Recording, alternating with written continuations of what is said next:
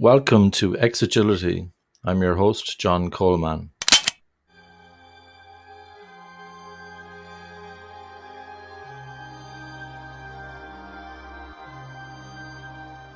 Allan Kelly, author of Succeeding with OKRs in Agile. How are you doing today? I'm doing well, John. And yourself?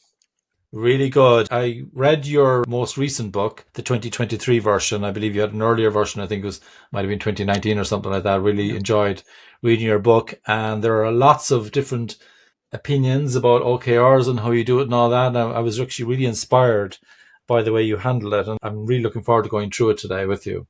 I'm looking forward to explaining my view of the world. Lovely. Yeah, looking forward to it, Alan. It makes the world go around, all these different opinions and some bit of sanity as well in the world of OKRs. So I'm curious though, Alan, how you even got into this OKR land in the first place. How did you fall into this place where you ended up writing the book about it? How far back do I go? Back in the day, I was a hardcore C++ programmer. I loved nothing better than being left alone to hack out some groovy C++. But I got to this point where the code wasn't a problem anymore. I could make the machines do whatever I wanted them to. I could make it work. And I tried going to Silicon Valley for a bit, and I came back and I still did the same thing. And so I consciously kind of moved myself to the dark side, to more of the managerial side, the people who wear shirts and ties, product managers and all that. And, most of their frustrations are the same as programmers. They're not that different, really. And about the time I was doing that, Agile had come along. And so I joined in with the Agile stuff, and it made sense to me. I'd done similar things when I was still coding, although we didn't call it Agile then. And so for a few years, I was really into Agile coaching, training, all of that. And then shortly before the pandemic, I was working with a client and I was coaching some teams. And we came back after Christmas, and there was an edict from management: thou should use OKRs. And it was a bit like that Dilbert cartoon. That was the training. Thou shalt use OKRs. And like me and the other Agile coaches, like scratching our heads. And we're like, well, we all know what OKRs are. We've all been to a few conference presentations. Have we used them in anger? Well, not really. And actually, it was a great bit of self-training. We were all bouncing these around and trying things. And, I realized pretty quickly that there's an interpretation here which aligns perfectly with Agile. And if you take that interpretation, they're much easier to work with, and they just continue the Agile agenda. And then I start to make some notes about these things. I start to write things down. And partly I write to learn myself. I learn a lot when I write. I make sense of the world. I try to organize my thoughts. And so I was writing some notes. Pandemic hits. And so the book becomes my pandemic project for the first few months. How long can it last? It's only going to be a few weeks, isn't it? Well, it lasted long enough for me to write a book, didn't it? And it's fantastic. The response I've had from the book, I've done presentations, I've spoken to people, I've helped some companies, and my learning journey has continued. And it just gets richer and richer. So that's where I got to where I am today. That's really cool. There is a danger, isn't there, with OKRs? And so what I'm hoping to cover with you today is how you can make sure that we implement them in a healthy and helpful way, because done badly, they can end up being like management by objectives, just relabeled, can't they? Yeah, and I think that's a key thing to think about, because there's a reason the world moved away from management by objectives. And originally, OKRs were a bit of a reinvention of management by objectives. And if you read some of the older OKR works, you can kind of see that. And there's one way of working with the older OKR texts, but most of those texts come out of OKRs at Intel in the 1970s. And I guarantee you, none of your listeners work in the 1970s. And few of your listeners work at Intel. Today is 2023. The world has moved on. Most notably, we have Agile, and the world has become digital. And OKRs have had to evolve. And some places have evolved them more. And some places cling to that old understanding, and some people pick up an old book and say, oh, it says this. Like any technique, if it's going to be useful, you have to modify it and you have to make it your own and you have to evolve it with time. So I think when I first published my book, I was kind of expecting people to say to me, hang on, you're contradicting somebody else. You're contradicting a greater authority. And on the whole, that hasn't happened. And what I've realized is most of the latter day Agile coaches accept that OKRs in 2023 are not the same as OKRs in 1975. Yeah, agreed. In fact, one of the things I noticed when I was studying John Doerr's work is I found some old-fashioned ideas in there, which we'll maybe touch on during this interview. But before we get into OKRs, one of the things that the whatmatters.com people say about objectives and key results is you need to kind of put them on a bedrock of a really good mission or purpose. And they don't really go into, how you do that. And they don't go into how you get good leadership to enable all this and all. They're just saying, you need good leadership, you need a mission or purpose, and you need to sit on top of that. And then there's the strategy. Roger Allen Martin talks about strategy, for example, and he's kind of basing on his work on Steve Porter's 5 Forces and so on. And then you've got Roomelt with good strategy, bad strategy.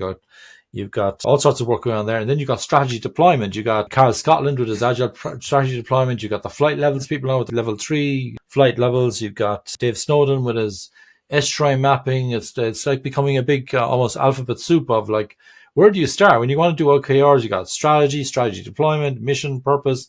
What's your view of the world, Alan? Where would you start? Yeah, I'd start where you are. Because, look, of course, it's going to work better if you've got a clear vision, you've got a clear purpose, you've got a defined strategy. If you can map out your strategy deployment, and you can, of course, it's going to work really well if you do that. But how many of you are in a position to do that now? And how many of you in your organization are positioned to say, excuse me, CEO, 5-6 layers above me, you have not articulated the strategy clearly enough. We don't know what to do. So if we don't do it because we don't have a clear strategy, what we're going to do is sit there and twiddle our thumbs and wait for the day when the strategy and the purpose is clear and the strategy deployment has been mapped out. Are we just going to get on and start doing things? And you can also ask, which comes first, the strategy or the actions? So if you look at strategy, there's one school of thought, and you mentioned Porter there. It's the vision and strategy most people start with. The strategy is some sort of plan. And somebody somewhere, be they super brains or consultants, maps out a strategy, and then we execute the strategy, right? If you look at the strategy literature, there's another view on strategy. And this is strategy is emergent and strategy is learning. And actually, I'm a big fan of the work of Henry Mintzberg, who is like the anti-Porter. He's a professor at McGill University in Canada. And Mintzberg says, strategy is a pattern of behavior. So right off there, everyone who knows about patterns, there's a light bulb going off. And yes, strategy is in part forward defined. You are setting out to achieve something, you plan to go somewhere, but strategy is also retrospective. Strategy also explains where you are today. Strategy helps explain the courses and the decisions you took. And it's by understanding the past and your decisions that you inform the future. So if you take that view, you may be waiting for a strategy for a long time. And actually, I see OKRs as a two-way street.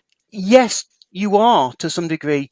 There's a strategy coming down from above. The organization is saying, we want to enter the Chinese market. But at the same time, your team are the people who are working with customers. Your team are probably the team who are working with the technology. You're at the cutting edge. And you're feeding back to management.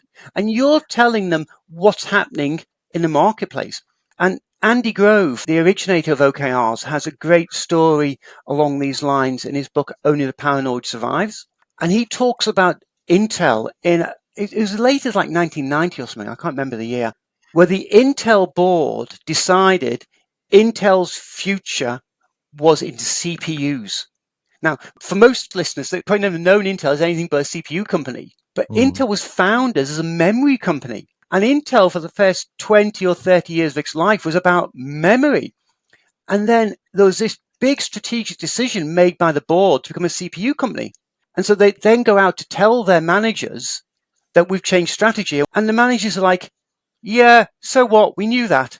The pieces are in place. And actually, on the ground floor, with the engineers designing CPUs and the salesmen making sales, they had already changed the focus to be CPU focused. And all the board was really doing was realize the information they were getting was CPU sell because people were selling CPUs.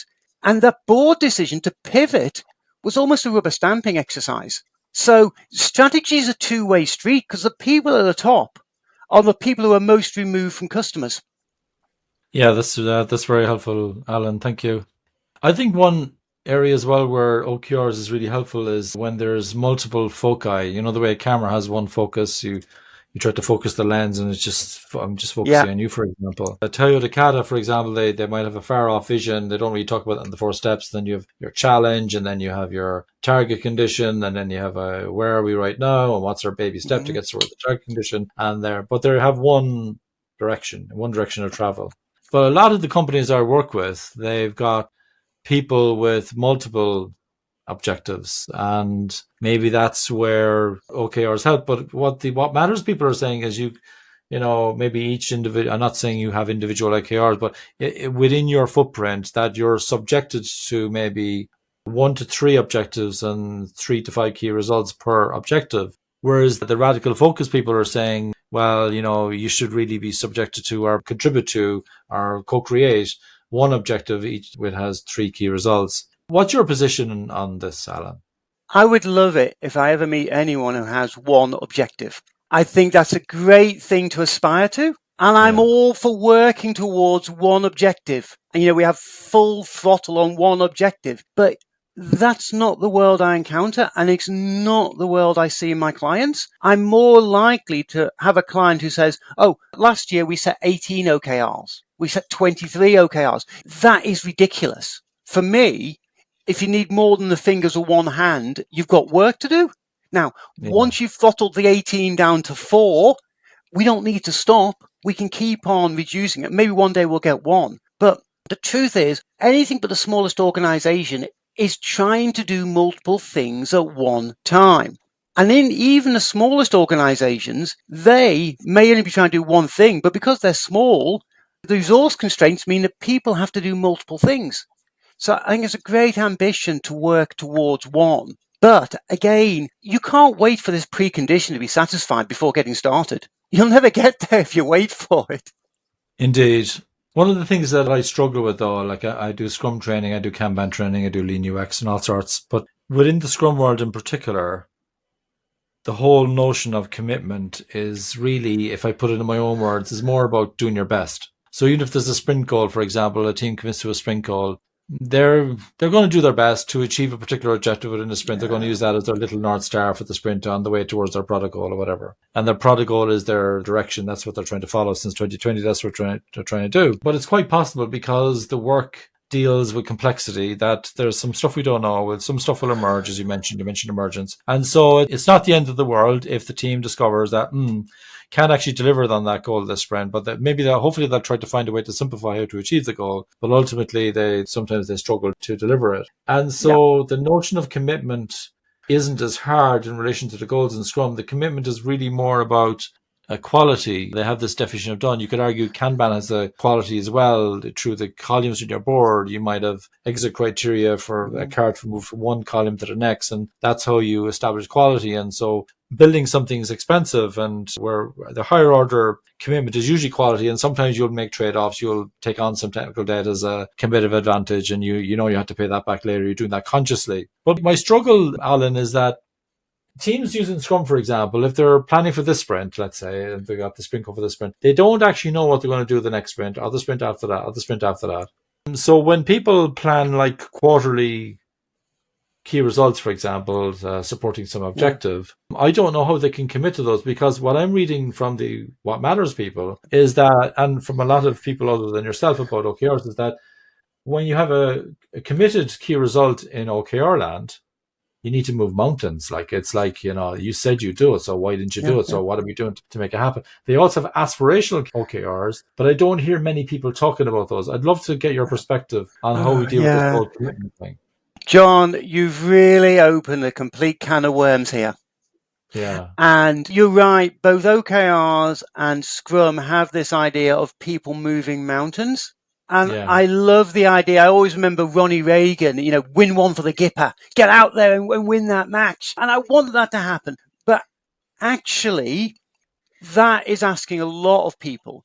I've eliminated the word commitment from my vocabulary for this very reason, because the use of the word commitment for people who are in a position of authority, it's become like a stick to use against the staff to say, you said you were committed to this. And for the people who do the work, commitment has become kind of, this is the stuff we're going to try and do.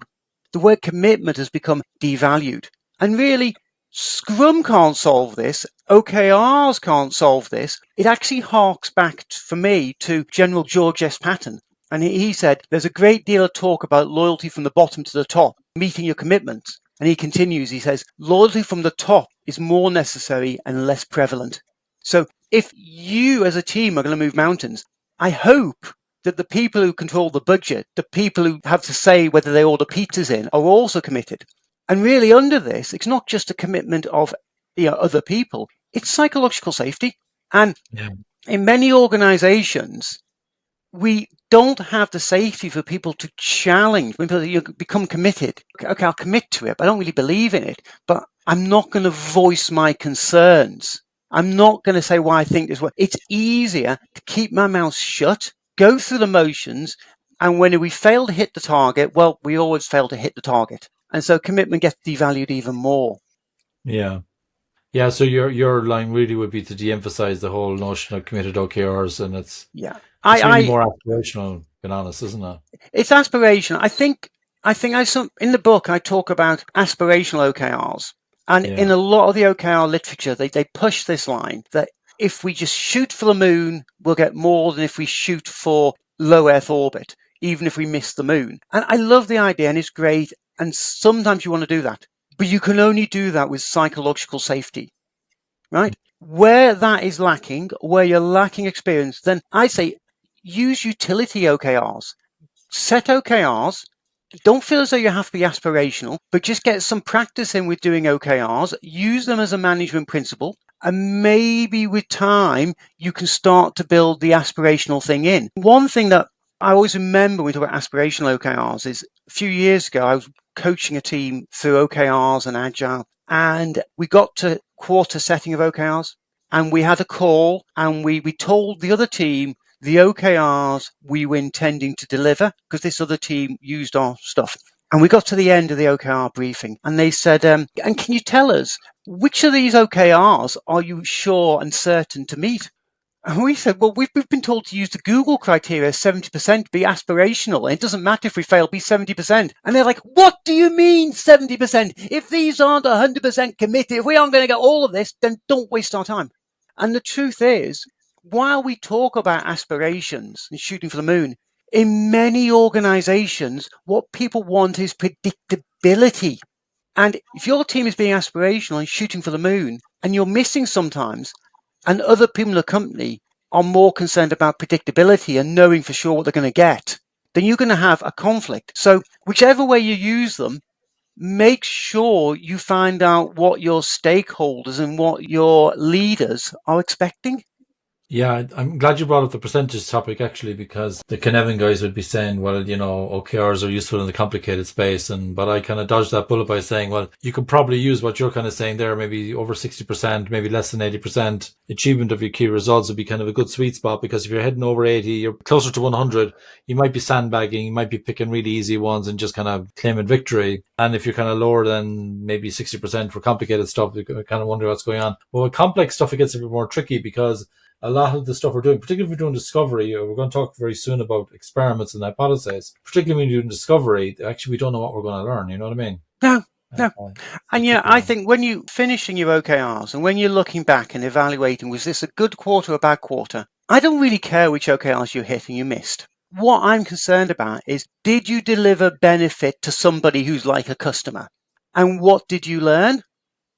They're my criteria. Did the team advance? Did the customers advance? And hopefully they go together. They're not always. And I will not put a firm number on this. So one of the strengths of OKRs is we get hard numbers and they make life difficult. But there comes a time when numbers become a problem. And if you put a hard number on this, you will get gaming behavior, and people will meet the numbers and they will meet them in unusual ways. It's a well documented phenomenon in economics and in psychology called goal displacement, or Goodhart's law if you want to look it up. And I don't know, John, if you like me live in England, and you probably remember, it's making us a shock to some of your international readers, a few years ago where hospitals were given a target of 48 hours to treat people.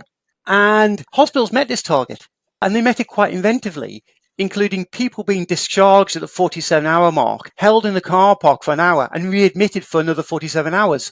And if we set hard targets, people are very clever. They will find ways of meeting the targets, particularly if you link bonuses and pay to those targets.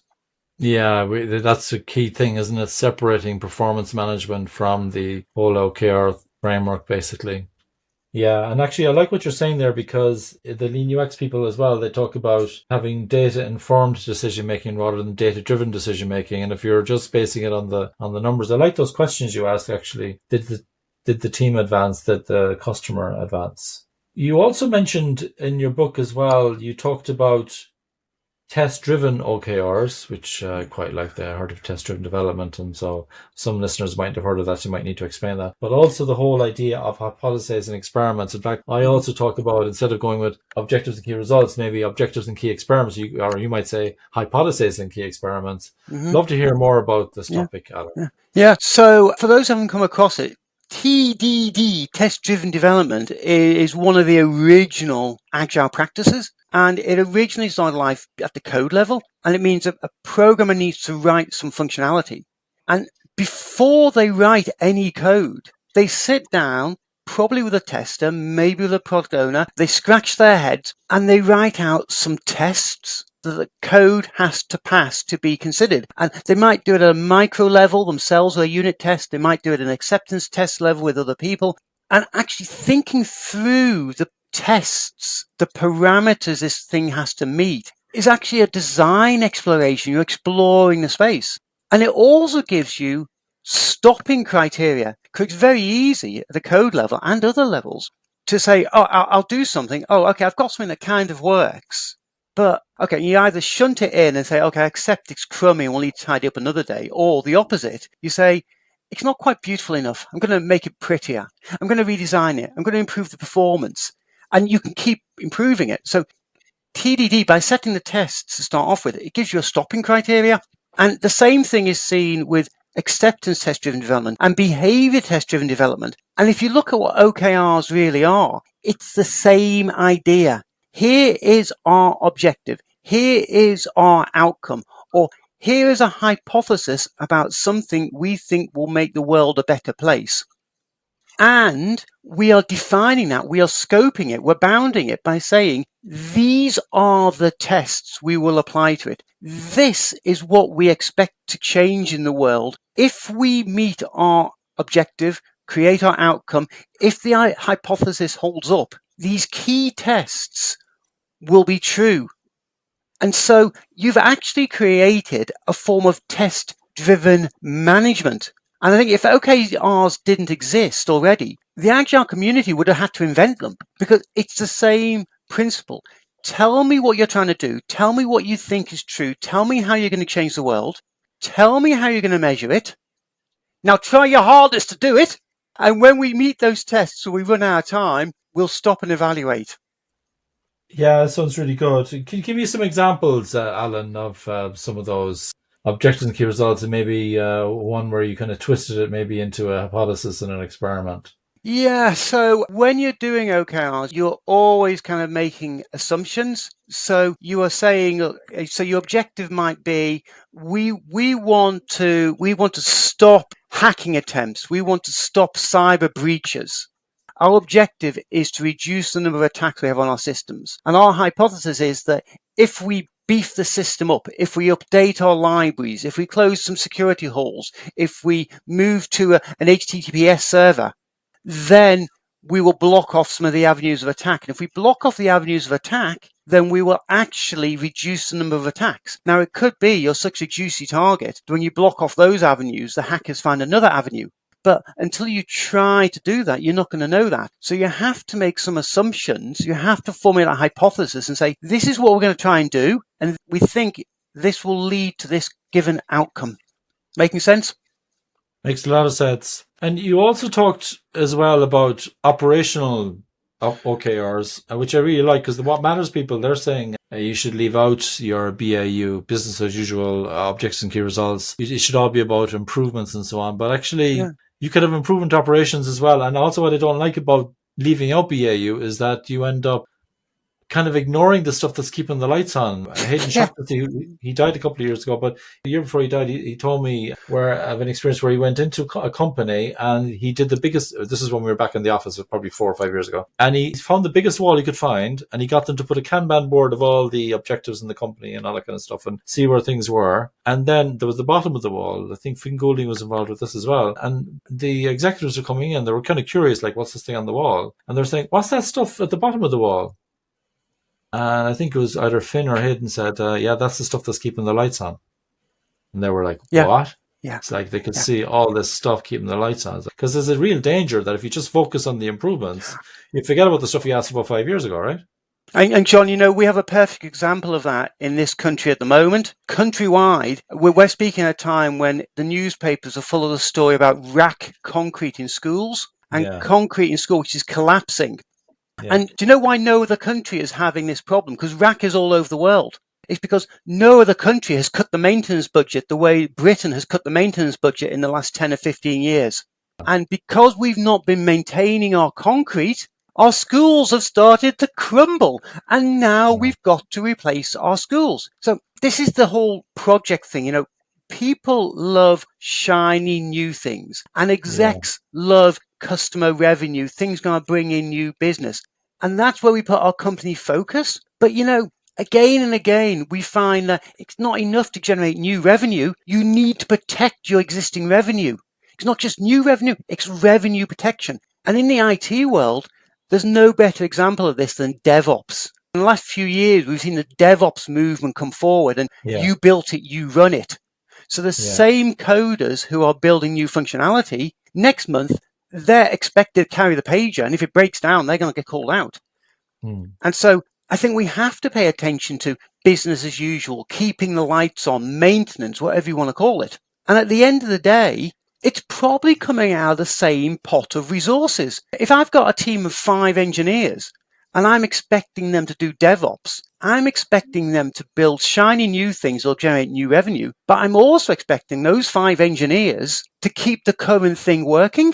And if I say, look, I'm just going to concentrate on the new stuff. Scrum had the same thing originally, talk about ring fencing the teams. And when you go to more mature businesses, you find that teams have to do multiple things, and even individuals on teams have got responsibilities from previous years. So I would love it if, as Scrum says, as some of the OKR books say, that we can just park business as usual over there and we can let our team do the shiny new stuff and we can fund the two separately. That's not the world I see. I see teams that have to keep the lights on.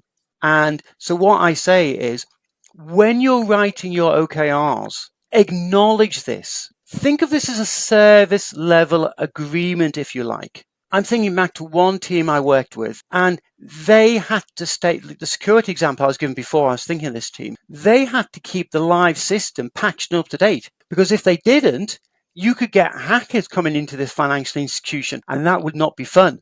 And so if they didn't do business as usual as upgrading libraries, any new revenue was irrelevant because no one was going to use the system. So it's all coming out of the same pot of resources.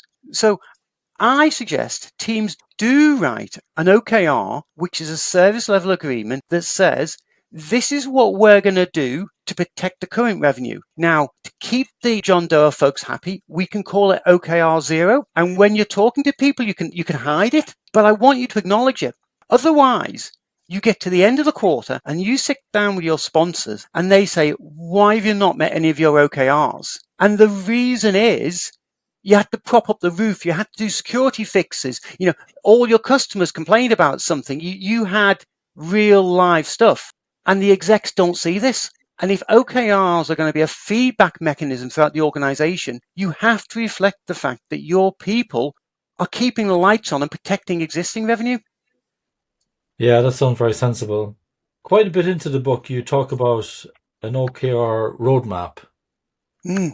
And I saw a visual there where there was, this is audio, of course, we have to kind of build a kind of an audio picture almost for the listeners. But there was like, I think I saw 4 quarters or something, and there was blah, blah, blah stuff was inside there for the various key results that might be kind of going in there. And there was a kind of a piece of a jigsaw puzzle image where this is what we're doing in this particular quarter. And that's how that fits into the overall roadmap. Can you tell us a little bit more about how roadmaps work in your Yeah, world yeah, with yeah. OKRs, Allan? So I'm thinking, before you set your OKRs for the coming quarter, there's going to be some pre-work. And most of this work is going to fall on your product managers, your product owner type people who are going to talk to customers and talk to stakeholders and related teams and find out what needs to be. And so they need to run ahead of the team and sketch this out. But they are also going to be aware of things which are going to need to be done, perhaps before the end of the year. Or they're going to be aware of other teams who are working on things that will need stuff from your team. Maybe not now, maybe not next month, but, in the near future. And so I think it's quite rational to sketch yourself out a roadmap and say, look,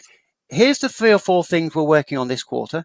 These are the 3 or 4 things we're working on that we hope to be working on the next quarter. But you know what? We're not going to go firm on them until we get to planning for that quarter.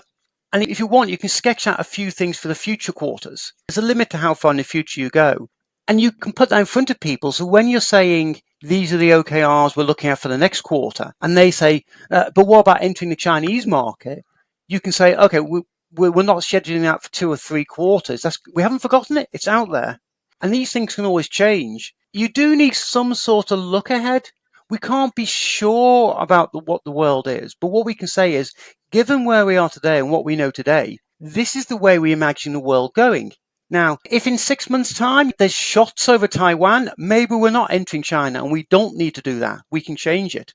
So I won't be firm on this, but I think you can sketch a roadmap into the future of the kind of things you expect to be working on. Yeah, I do a lot of road mapping, and I teach people about road mapping techniques as well. And there's one road mapping technique that I really like, which is now, next, later. It's very vague. Yeah. And then there's the kind of what you have, which is you got your quarters laid out, and which works really well when the management and leadership team that you're working with, they all know that can change because it's not hard, it's not set in stone. And I remember, you remind me of years ago when, 2016 actually, I was in a credit card company, and they wanted a clear plan about everything that was going to happen, in the next 2 years. Yep. And they were really pushing me hard on this one. They were really Hey, pushing me. And John, so I'd like a clear plan in the next 2 years. I'd like to know exactly when Keir Starmer is going to be Prime Minister. I want to know how big Joe Biden's majority is going to be. I want to know when Putin's going to pull out. I want this clear plan. yeah, Why can't I have it? exactly. Yeah. You know what I did to dodge the bullet? I did a transformation map, right? So I had, this is what we're doing this quarter. So, okay, it's September, the time of the recording. Yeah. This is what we're doing this quarter by the end of October. This is what we think we're doing the next quarter. This is what we're doing in H1 2024. This is what we're doing in H2 2024. This is what we're doing in 2025, 2026. So the time horizon was getting more vague as it went out. You know what I mean? Yeah. Actually, when I look back, that did actually happen, because it was just so wide, it was going to fit within there anyway. You know what? I shouldn't say this, should I? But I've kind of given up on roadmaps. I kind of just close my eyes, because the roadmaps you'll most want are those with estimates on. And the further into the future you look, the more wild your estimates are going to be. Yeah, and I also know that no matter what the roadmap is today, no matter how much you swear and how much blood you spill on it, in 6 months' time, it will be discarded if there's more money on the table for something else, or, priorities will change. So all a roadmap is a version of how the world could unfold. And the only thing I know for certain is it won't happen like that. Yeah. No, totally. Yeah. And I think as long as people know that whatever you're showing in front of them, I love a guy from Romania gave me this one-liner that I use all the time now. So whatever tool I use, I'd say, and I'll give you a better forecast next week. Yeah. And I will, because it'll be better. It will have more information, it will have more learnings. And I basically Yeah. said in a very nice way, I don't know, actually. I've no clue what's going Yeah. to Yeah. happen. Let me tell you a story. Years Yeah. ago, I was working at a well-known travel retailer, and I was Yeah. coaching these teams. And the project manager came to me one day, and he said, "Can you tell me when the team will be done with this project?" I said, Yeah. "No." He said, "What? You have to tell me." I said, "I've got no data to base a forecast on. This team has only just started working agile. I've got no data I can use." He says, "But we have to know a date when you'll be done so that we can issue the redundancy notices." I said, "Will you tell me what date you'd like us to be finished, and we'll bring it into that date?" He says, "No, no, no. I need to know when you'll be finished. I can't tell you that. I need to have some parameters here." And we ran around the circle on this for like 20 minutes. And he just wouldn't accept it. And I almost got myself fired refusing to give an answer. Yeah. It's tricky, isn't it? It's very tricky. Oh, And by the way, you just reminded me of Slack time. And I'm not talking about the communications tool. I'm talking about, giving people a bit of free time. And yeah, I think you know Chris Matts as well. And yeah. I believe when he was at Skype before they were taken over by Microsoft, he did something very smart there, which was because when you have multiple teams working together, let's say you're on your team and I'm on my team, the worst thing we can do is the two of us fill our capacity because I'm not available to help you, you're not available to help me. So Yeah. what he created slack time. So, and he actually, what he did was he asked teams to plan for 50% of their capacity, which like sets people into a panic sometimes when you Hmm. tell them that. But actually, it's kind of weird. You plan for 50%, but they get more stuff done because now I've got time to help you. You got time to help me. I've got Yeah. time to think. I've got time to question the Yeah. questions, question the assumptions, even invent stuff, things like Yeah. that. This is what I worry about OKRs, that if there were like 18 OKRs, Alan, I mean, you shouldn't Yeah. be. Yeah.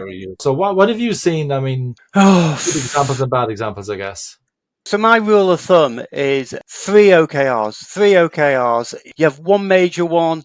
You have one minor one. You have one for the team, for tech debt or whatever it is the team want to go after. And if you bend my arm really hard, I'll put in a fourth BAU one. But Yeah. really, beyond that, and when you do that, I want you to prioritize these. And even in Scrum, I want you to prioritize the work, because I Mm, think what's important is we have sheddable work.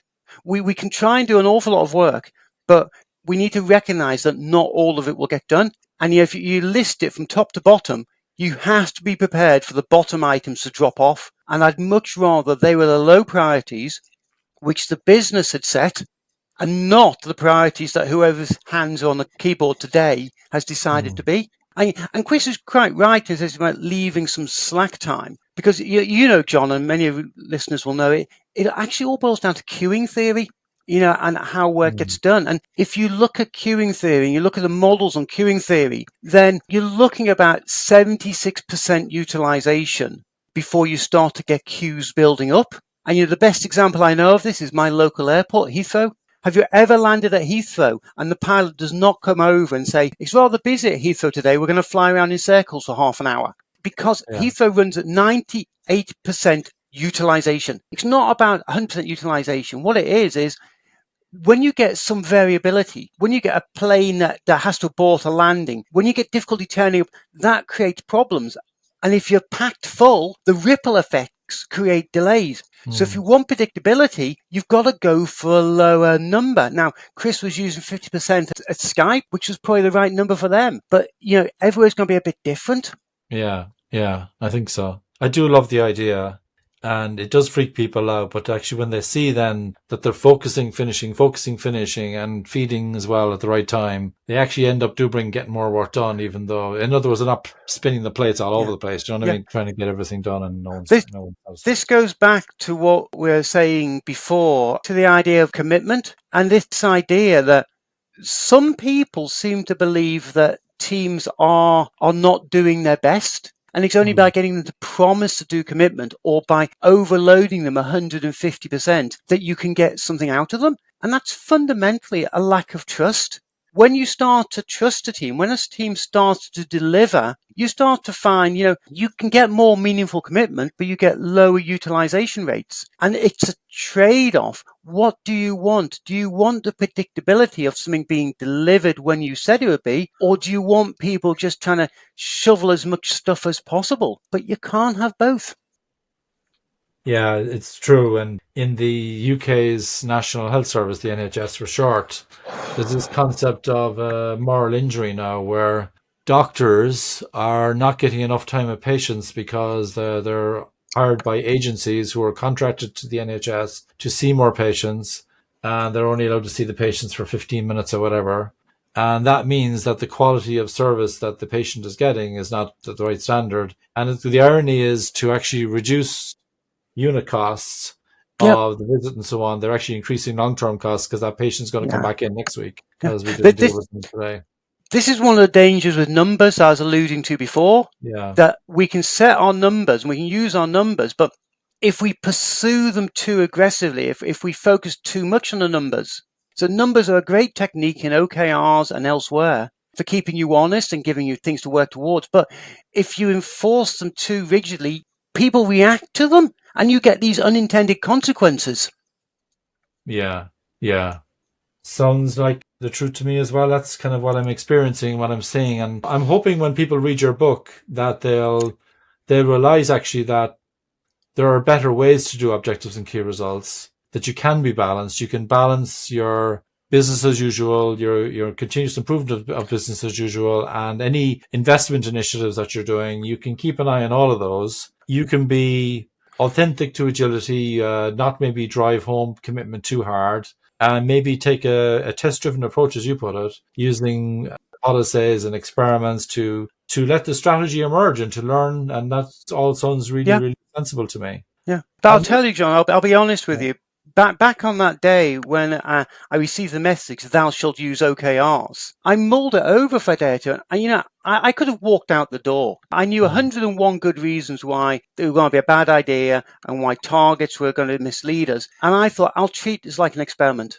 Treat it as an experiment. Have a hypothesis they work, and try them.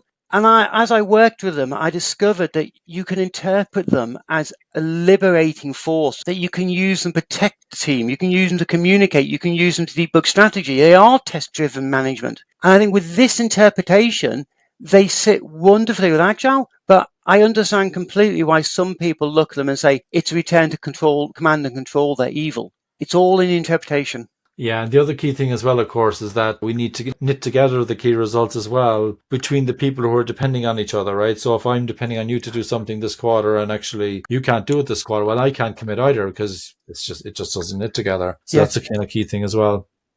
So what I'm curious about, Alan, is what's the key difference between the first edition of your book and the second edition of your book? So let's say I was not as clear as I should have been in the first edition. I think I sometimes wondered, I made a mistake I see made a lot of people, and I realized that I could be interpreted in a way I rather wouldn't be. And that's it. When it comes to key results, too often, and people see the objective, if I can put it like in Agile terms, they see the objective as an epic. And they see key results as the stories that build that epic. So if we get these Lego bricks we call key results and we assemble them, we'll get the epic, which we call an objective. And what happens when people are setting OKRs is there's a work breakdown going on, that the key results are the tasks that you are going to do to build the objective. And, as we've been talking about test first management and targeting and so on, acceptance criteria, that doesn't fit in. The work breakdown is a separate activity. So there's a picture in the book where I illustrate this, and I say it's a two-step process. In the first instance, you set your OKRs, what you're trying to do, the outcome you want to create, how you're going to measure that. And then you break. You wait a day or two, at the very least have a coffee, and then you do your work breakdown. The problem is, when you look at the objective, people fall into the art of the possible. And if that's the objective, how are we going to build it? And they create key results which reflect do X, do Y, do Z. Now, very occasionally that makes sense. But most of the OKRs you look at from teams who are new to this, they are a work breakdown. And I knew, although I talk about test-driven management and things like that in the first edition, I felt there were places where I wasn't as clear as I could be. So that was really the motivation for changing it. And there's other bits and pieces changed. It's a better book, but that was the real key thing. I found it a really easy book to read, Alan. Congratulations on writing the 2023 version of it. Well, Really, I liked it. well, can I tell you, John, one of the reviews that showed up on Amazon a few months after I wrote it, somebody said, it's a great book. I read it in 2.5 hours. And I went to my wife and I said, well, I spent a year writing this book and he read it in 2.5 hours. Yeah. And my wife was, hey, that's a compliment, you've got it right if people can read it so fast. Yeah, because people do want to read things quick. It is one of those books that you can read quickly. I will admit that. But Thank you. yeah, it is. Probably in a couple of sittings, I think people could actually get through it. And there's a lot of really juicy stuff in there. And yeah, I'm really looking forward to hearing more from you, Alan. Where can people find out more about your work, your Yeah. next experiments?